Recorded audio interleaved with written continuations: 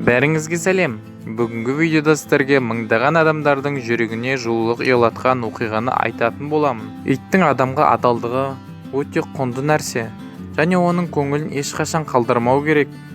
Бір отбасы жануарлар үйінен ит асырап алады, және ол ит кішкентай балалармен ойнағанды өте қатты жақсы көреді екен, және отбасының бір мүшесіне айналады.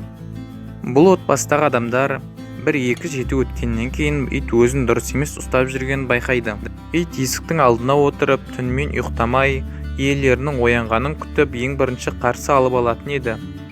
Үй иелері бұл жағдайды түсіне алмайды, және жануарына өте қатты алаңдап, ол ауырып жүрген шығар деп жануарлар дәрігеріне апарады.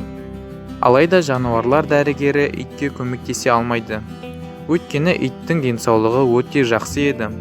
Енді үй иелері жануарлар үйіне барып, өзінің итін ұйықтамайтындығын айтып, оның қандай себептен болғандығын сұрайды.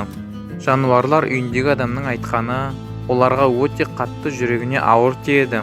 Иттің алдыңғы иесі оған ұйықтататын дәрі беріп, ол ұйықтап жатқан кезде оны жануарлар үйіне апарып тастайды.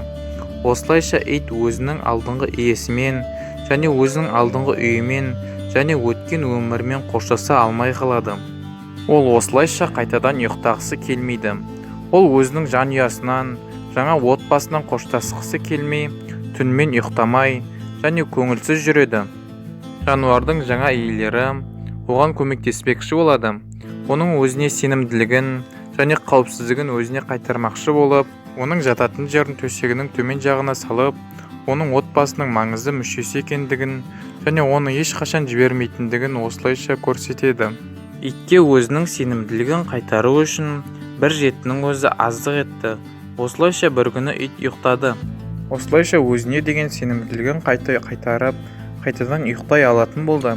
Өз өмірімізге қандай да бір жан-жануар немесе адамды кіргізбей тұрып, оның жүрегін жаралап алмауды ойлайық.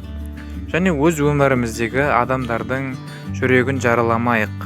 Бүгінгі видеоның тез таралуына көмектесіп, төмендегі поделиться кнопкасын басып, достарыңызбен, туыстарыңызбен бөлісіңіздер. Және де каналға жазылып, қасындағы қоңыраушаны басуды ұмытпаңыздар.